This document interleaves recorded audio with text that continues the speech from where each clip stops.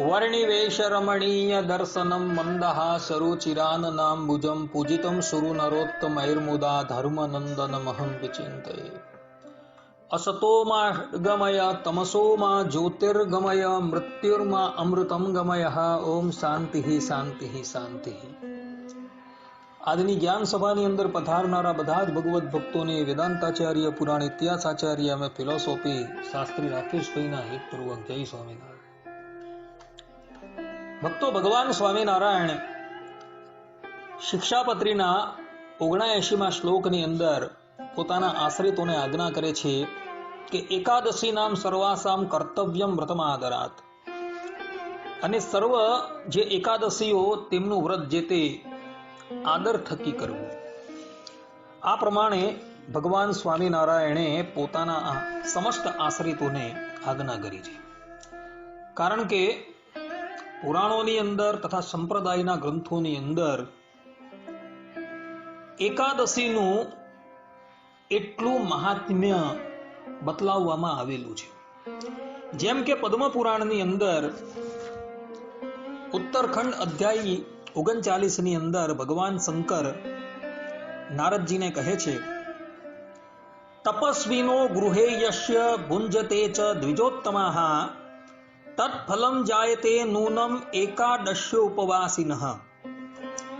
અર્થાત જે તપસ્વી મનુષ્યના ઘરે ઉત્તમ બ્રાહ્મણો ભોજન કરે તેથી જે ફલ પ્રાપ્ત થાય છે તે જ ફલ હર કોઈ એકાદશી ઉપવાસ કરનારાને પ્રાપ્ત થાય છે। આ પ્રમાણે ભગવાન શંકર જે છે એ નારદજીને એકાદશી વ્રતનો જે મહિમા જે છે એનું ફલ બતાવી રહ્યા છે। આ જ વાત ભગવાન સ્વામિનારાયણે પણ સત્સંગી જીવનની અંદર પ્રકરણ 3 31મા અધ્યાયમાં પણ કહેલી છે। ભગવાન સ્વામિનારાયણ કહે છે કે એકાદશ્યા સમમ કિંચિત પાપ ત્રાણમ ન વિદ્યતે વ્યાજે ન આપી કૃતાયાતુ ન દર્શયતી ભાસ્કરી। અર્થાત કે આ એકાદશી વ્રતને સમાન પાવન બીજું કોઈ પણ વ્રતાદિ નથી। કોઈ મિસથી પણ કરેલું જે આ ઉપોષણ વ્રત યમ દર્શન થકી નિવૃત્તિ કરે છે, જેનો ઉપવાસ કરનારાને કદાપી યમરાજનું દર્શન કરવાનું રહેતું નથી। અર્થાત તેનો નરકપાત ક્યારેય પણ થતો નથી। આ પ્રમાણે ભગવાન સ્વામિનારાયણે પણ એકાદશીનું મહાત્મ્ય પોતાના સ્વમુખે કહેલું છે। ભક્તો, આ વખતે માગસર વદ એકાદશી આવે છે। આ એકાદશી સફલા એકાદશીના નામથી ઓળખાય છે અને એનો મહિમા પદ્મ પુરાણની અંદર કહેવાયો છે। ત્યાં યુધિષ્ઠિર મહારાજ ભગવાન શ્રી કૃષ્ણને આ એકાદશીનો મહિમા પૂછે છે અને ભગવાન શ્રી કૃષ્ણ એને આ સફલા એકાદશીનો મહિમા જે છે એ કહી રહ્યા છે। યુધિષ્ઠિર મહારાજ ભગવાન શ્રી કૃષ્ણને પૂછે છે કે હે પ્રભુ, માગસર મહિનાના કૃષ્ણ પક્ષની એકાદશીનું નામ શું છે, તેનો વિધિ કેવો છે અને તે દિવસે કયા દેવનું પૂજન કરવું? હે સ્વામી, હે કૃષ્ણ, આ પોષ માસના કૃષ્ણ પક્ષની એકાદશી મને વિસ્તારથી કહો। શ્રી કૃષ્ણ ભગવાન બોલ્યા, હે રાજાઓના અધિપતિ યુધિષ્ઠિર, તમારા પર સ્નેહને લીધે જ હું તમને આ એકાદશી કહું છું।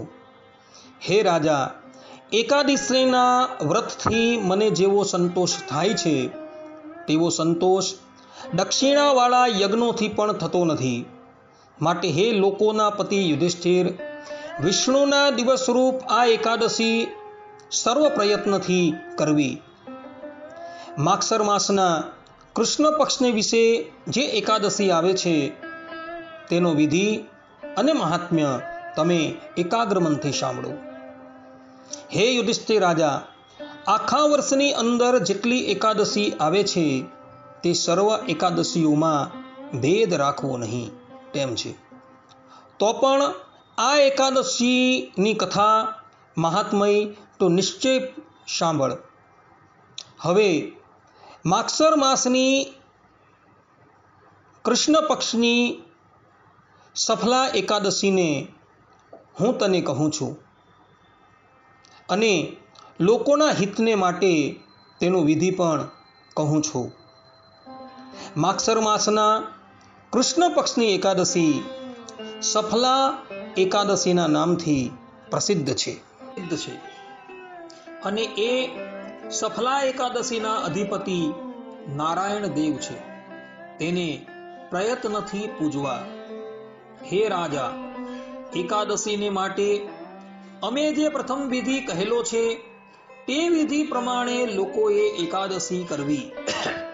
હે યુધિષ્ઠિર રાજા, નાગોમાં જેમ શેષનાગ ઉત્તમ છે, પક્ષીઓમાં જેમ ગરુડજી ઉત્તમ છે, યજ્ઞોમાં જેમ અશ્વમેધ યજ્ઞ ઉત્તમ છે, નદીઓમાં જેમ ગંગા નદી ઉત્તમ છે, દેવતાઓમાં જેમ વિષ્ણુ ભગવાન ઉત્તમ છે અને બે પગવાળા લોકોમાં જેમ બ્રાહ્મણ ઉત્તમ છે, તેમ સર્વ વ્રતોમાં એકાદશીની તિથિ એ સર્વોત્તમ છે.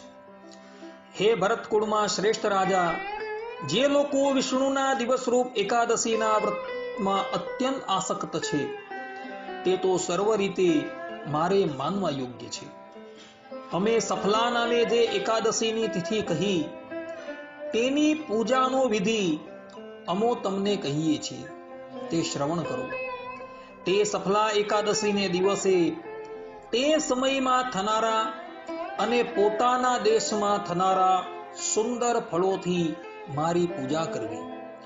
શુદ્ધ એવા નારિયેળના ફળો, બીજોરા, લીંબુ, દાડમ, સોપારી, લવિંગ, જુદી જુદી જાતના બીજા ફળો અને આંબાના ફળો વગેરેથી તથા ધૂપદીપથી દેવના દેવ એવા ઈશ્વરને ક્રમ પ્રમાણે પૂજવા.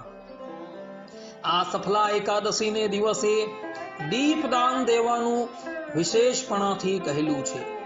માટે તે દિવસે અવશ્ય દીપદાન દેવું તથા રાત્રિના જાગરણ પણ કરવું. જે કોઈ મનુષ્ય રાત્રિને વિશે નેત્રના એક મટકા મારવા જેટલા વખત સુધી એકાગ્ર મનથી જાગે છે તેના પુણ્યોનું ફલ તમો શ્રવણ કરો. હે નરોના અધિપતિ, આ એકાદશીને દિવસે નેત્રના એક મટકા મારવા જેટલા વખત સુધી જાગરણ કરવાથી જેટલું પુણ્ય થાય છે તેના પુણ્યની બરોબર કોઈ પણ યજ્ઞ નથી, તેમ કોઈ તીર્થ પણ નથી, તેમ આ જગતમાં કોઈ વ્રત પણ નથી. 5000 વર્ષો સુધી તપ કરીને જે ફલ મેળવાય છે તે ફલ માત્ર સફલા એકાદશીને દિવસે જાગરણ કરવાથી જરૂર પ્રાપ્ત થાય છે. હે રાજાઓમાં શ્રેષ્ઠ યુધિષ્ઠિર, સફલા એકાદશીની એક નાની કથા કહું છું, તે શ્રવણ કરો. ચંપાવતી નામે એક વિખ્યાત નગરીને વિશે મહિષ્મત નામે રાજા રાજ્ય કરતો હતો. તે મહિષ્મત રાજ ઋષિને 4 પુત્રો હતા. તે 4 પુત્રોમાં સૌથી મોટો મહાપાપી, પરસ્ત્રી ગમન કરનારો, દ્યુત રમનારો અને વેશ્યાને વિશે પ્રીતિવાળો હતો. તેથી તે પાપીએ સર્વ રીતે પોતાનું દ્રવ્ય ગુમાવ્યું હતું. વળી તે ખરાબ વૃત્તિવાળો હોવાથી નિત્ય દેવતા અને બ્રાહ્મણોને નિંદનારો તથા વૈષ્ણવોની અને વેદોની નિંદા કરવામાં પ્રીતિવાળો હતો. આ રીતે દુષ્ટ કર્મો કરવા લાગ્યો ત્યારે મહિષ્મત રાજાએ પોતાના તે લુંપુક નામે પ્રસિદ્ધ પુત્રને રાજ્યમાંથી બહાર કાઢી મૂક્યો. પિતાએ તથા ભાઈઓએ કાઢી મૂક્યો જાણીને રાજાના વહીને લીધે સઘળા સંબંધીઓએ પણ તેનો ત્યાગ કર્યો. એ રીતે પિતાથી, ભાઈથી અને સંબંધીઓથી ત્યજાયેલો એકલો લુંપક વિચાર કરવા લાગ્યો કે પિતા, ભાઈ અને સંબંધીઓએ તો મને કાઢી મૂક્યો, હવે મારે અહીં શું કરવું? એવી રીતે ચિંતાતુર થયેલા લુંપકે તે જ વખતે એવી રીતે પાપમાં બુદ્ધિ કરી કે મારા પિતાનું શહેર તજીને વનમાં તો જવું ખરું, પણ વનમાંથી રાત્રિ સમયે પોતાના નગરમાં આવીને આખા નગરમાં ચોરી કરીને પલાયન થઈ જવું. એ રીતે દિવસ આખો વનમાં ફરવું અને રાતના પિતાના નગરમાં આવીને ચોરી કરવી, એ પ્રમાણેનો વિચાર કર્યો.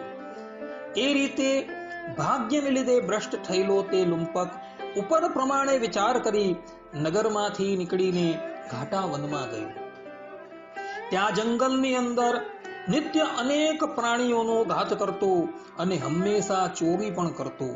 એ રીતે પાપ કર્મમાં પ્રેરાયેલા તે લુંપકે તેના આખા નગરમાં ચોરી કરી. બીજા ઇતર જન્મના પાપને લીધે રાજ્યભ્રષ્ટ થયેલા તે લુંપકને ચોરી કરતા લોકોએ પકડ્યો ખરો, પણ રાજાના ભયને લીધે તેને પાછો છોડી દીધો.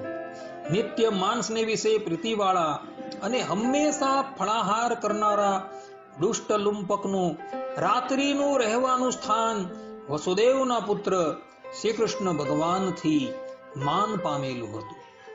જ્યાં લુંપક રહેતો હતો તે ઠેકાણે ઘણા વર્ષનો એક જીર્ણ પીપળો હતો અને તે વનમાં તે પીપળો દેવપણાને પામ્યો હતો, અર્થાત દેવની પેઠે પૂજાતો હતો.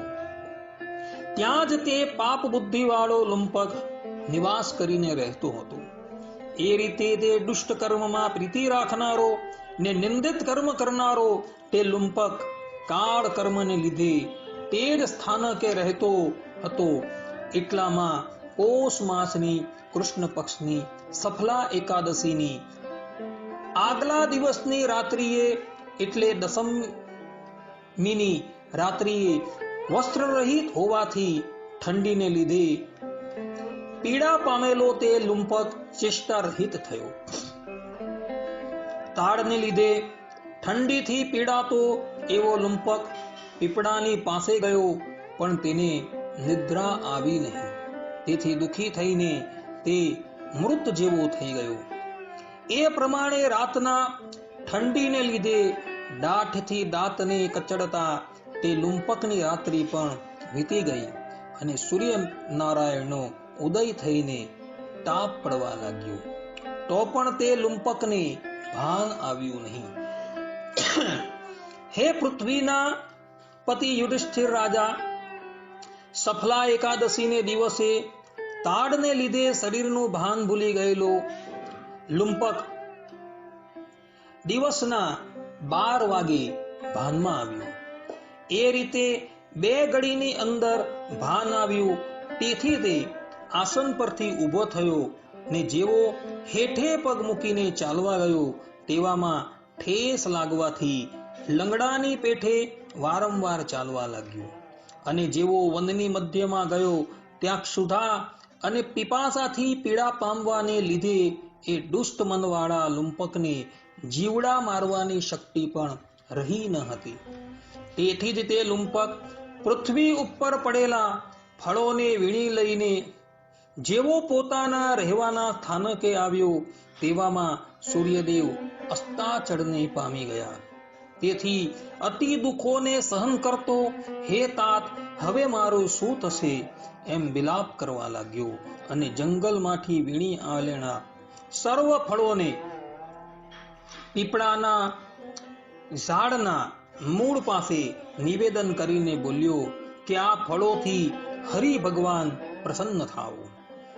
એમ કહેતો પીપળાના મૂળની પાસે બેસી ગયો. નિદ્રા પણ તેને આવી નહીં. તેથી હે પાપ રહિત રાજા, ભગવાન વિષ્ણુએ સફલાને દિવસે જાગરણ પણ માની લીધું તથા ફળોથી પોતાનું પૂજન પણ માની લીધું.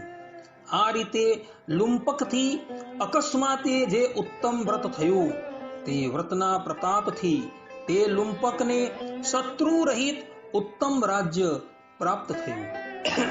હે યુધિષ્ઠિર રાજા, એ વ્રત કરવાને લીધે પુણ્યરૂપી કોટાના ફૂટવાથી જે રીતે લુંપકને રાજ્ય મળ્યું તે કહું છું. તે શ્રવણ કરો.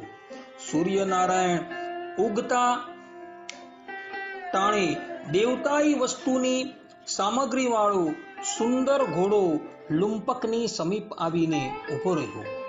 તે વખતે હે ધર્મરાજા, આકાશવાણીએ નીચે પ્રમાણે કહ્યું: હે મહિસ્મત રાજાના પુત્ર લુંપક, વસુદેવના પુત્ર શ્રી કૃષ્ણ પરમાત્માની પ્રસન્નતાથી તથા સફલા એકાદશીના સામર્થ્યથી તું તારું પોતાનું નિષ્કંટક શત્રુ રહિત રાજ્ય પ્રાપ્ત કર.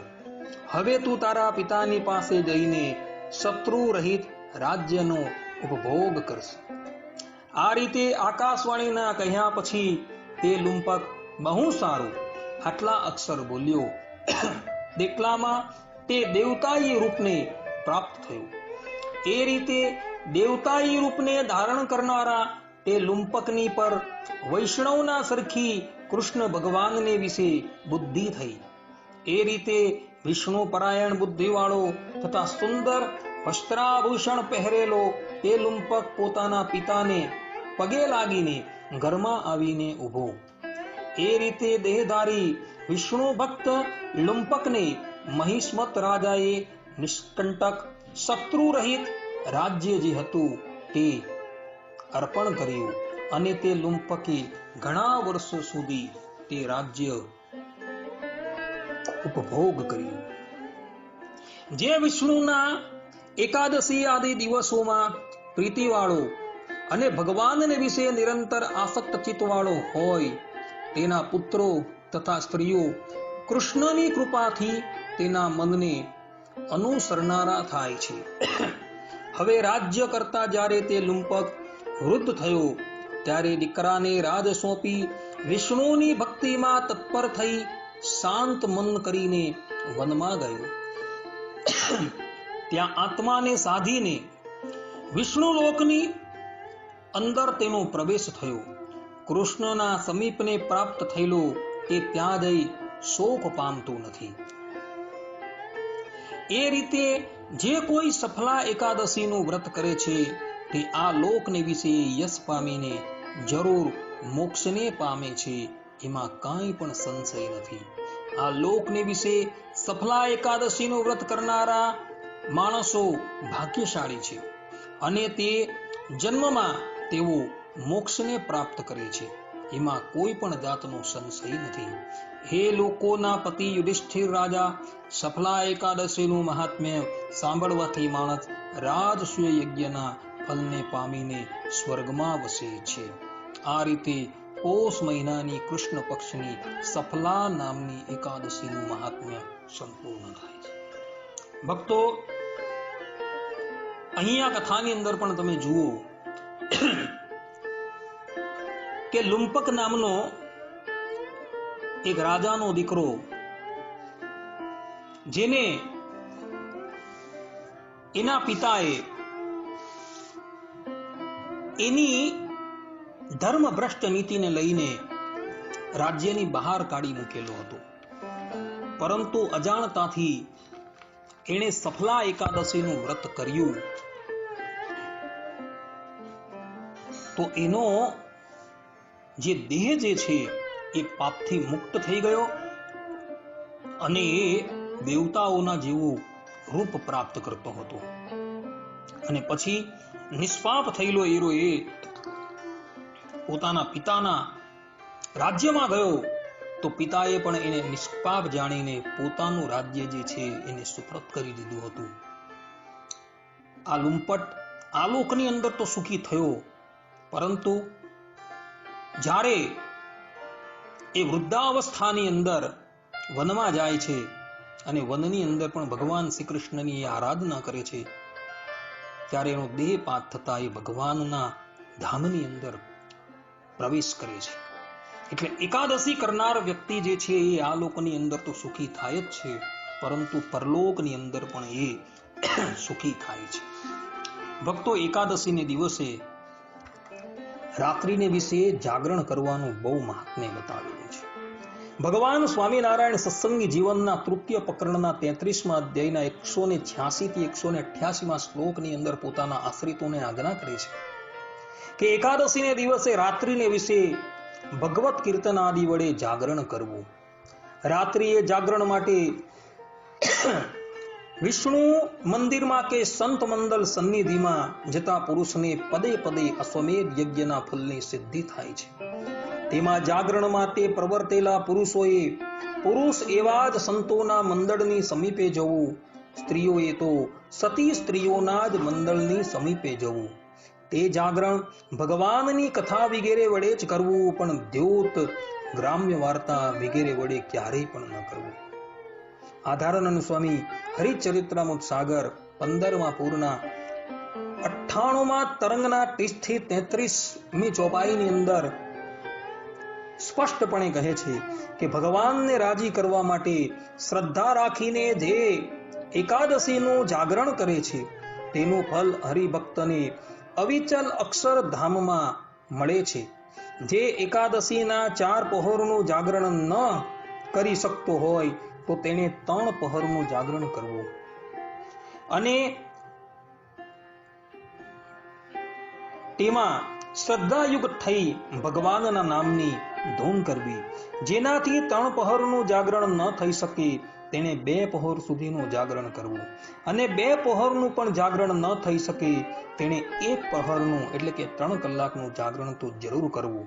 અને જે 1 પહોરનું પણ જાગરણ ન કરી શકે તેને તો ગુણ બુદ્ધિ વાળો જાણવો.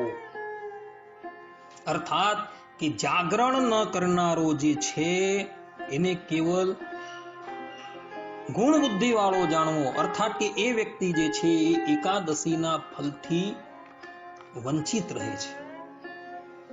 એકાદશીનું ફલ ક્યારે પ્રાપ્ત થાય તો જ્યારે એકાદશી વ્રત કરનારો જે છે એ રાત્રિને વિશે જાગરણ કરે ત્યારે જ તેને એકાદશીનું યથાર્થ ફલ પ્રાપ્ત થાય છે. ભગવાન શંકર પણ પદ્મ પુરાણની અંદર ઉત્તરખંડના 38મા અધ્યાયની અંદર આ જાગરણનો મહિમા બતાવતા થકા નારદજીને કહે છે કે હે બ્રાહ્મણ નારદ, શ્રી હરિના એકાદશીના વ્રત નિમિત્તે જાગરણ કરી હર કોઈ મનુષ્ય પોતાના પિતાના પક્ષના, માતાના પક્ષના તથા પોતાની પત્નીના પક્ષના બધા કુળોનો ઉદ્ધાર કરી રહે છે, કેવલ જાગરણ કરવા માત્રથી. વિચાર કરો, ભગવાન શંકર અહીં કહી રહ્યા જે આ જગતના આદિગુરુ છે એ કહે છે કે એકાદશીનું જાગરણ કરનારો વ્યક્તિ જે છે ને એ વ્યક્તિ પોતાના પિતાના પક્ષના, માતાના પક્ષના અને પોતાની પત્નીના પક્ષના બધા જ કુળોનો ઉદ્ધાર કરી રહી છે. આ પ્રમાણે જાગરણનું અતિ મહાત્મ્ય આપણા શાસ્ત્રોની અંદર કહ્યું છે ભક્તો. માટે ભક્તો એકાદશીને દિવસે રાત્રિને વિશે ભગવાનનું સ્મરણ કરતા થકા જાગરણ અવશ્ય કરજો. આટલું કહીને હું મારી વાણીને વિરામ આપું છું. સર્વે સંતુ નિરામયઃ, સર્વે સુખીનો ભવંતુ, સર્વે ભદ્રાણી પશ્યન્તુ, માં કશ્ચિત દુઃખ ભાગ ભવેત. અસ્તુ. જય સ્વામિનારાયણ.